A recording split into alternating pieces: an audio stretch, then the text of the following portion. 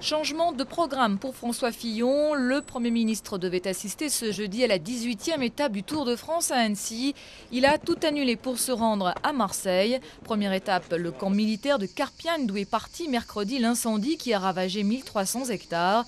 Un incendie manifestement déclenché par le tir de balles traçantes. Ces balles entourées d'un composé chimique qui, en se consumant dans l'air, laisse une traînée lumineuse. Une faute professionnelle inexcusable pour François Fillon. Tout le monde sait, parmi les militaires qui utilisent le camp, que les balles traçantes sont interdites.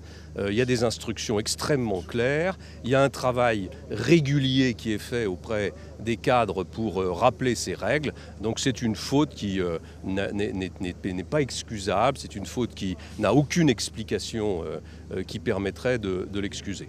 Le Premier ministre promet des sanctions contre ceux qui ont commis ces fautes, des fautes a priori individuelles. Une enquête militaire a été ouverte pour l'établir avec certitude. Dans l'état actuel des connaissances du dossier, la seule chose qu'on constate, c'est qu'il y a des règlements, que ceci est rappelé en permanence et qu'on n'utilise pas de balles traçantes durant toute la période où les risques d'incendie existent. Une instruction judiciaire a également été ouverte. En attendant les résultats de ces deux enquêtes, les marins-pompiers marseillais restent mobilisés.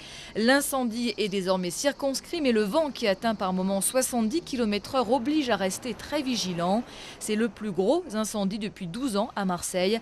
Il a menacé 1 millier d'habitations, mais heureusement seule une villa a brûlé et aucun blessé sérieux à déplorer. François Fillon a félicité tous ceux qui ont combattu les flammes et qui ont su éviter un bilan plus lourd. Et il a demandé à l'armée de se mobiliser pour réparer les dégâts causés par l'incendie.